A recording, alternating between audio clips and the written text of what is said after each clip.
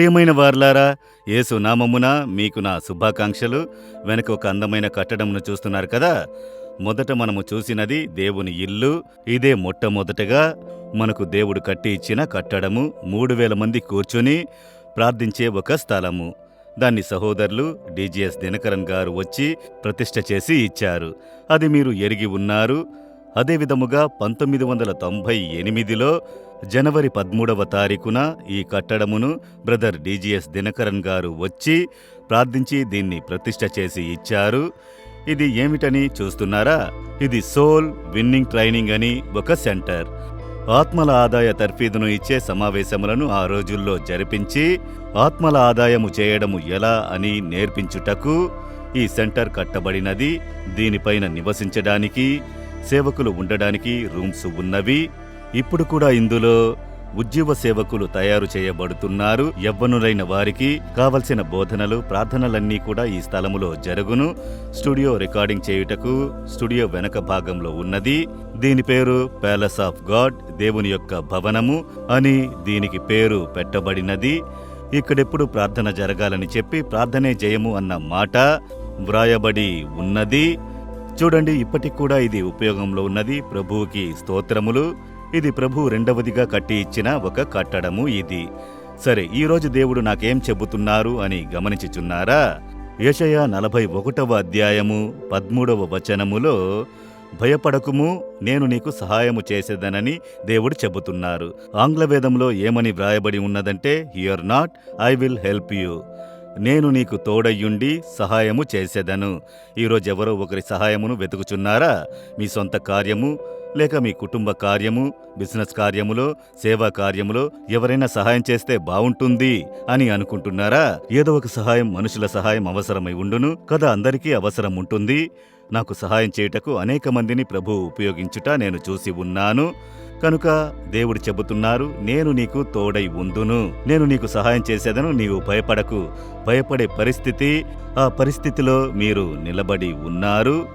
ఏమి చెయ్యాలి, ఎవరు చేసెదరు అని మీరు ఆయన సహాయమును కోరుడి.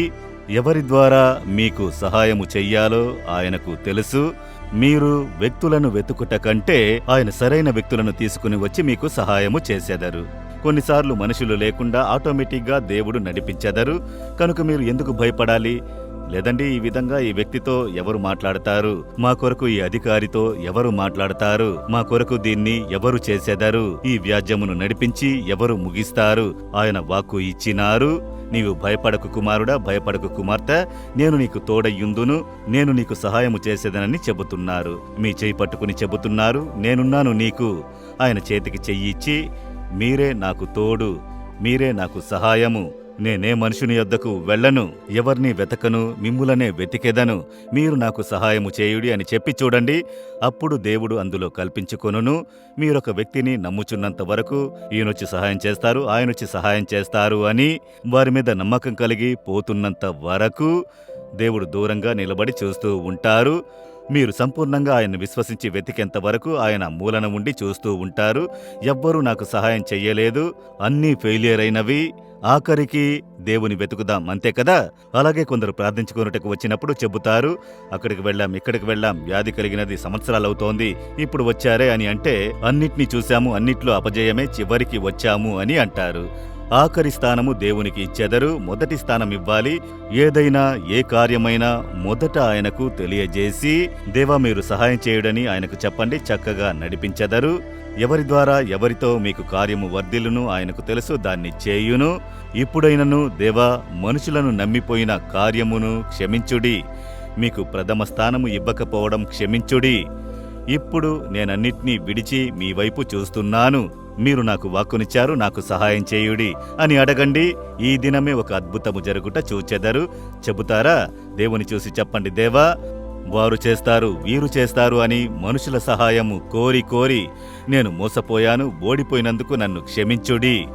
చివరికి మీకు స్థలమిచ్చాను, అయితే మీరు నన్ను ఇప్పుడు క్షమించి మీకే ప్రథమ స్థానము నిచ్చెదను, మీరే నాకు సహాయము చెయ్యాలి, మీరే ఈ కార్యములో అద్భుతము చేయుడి.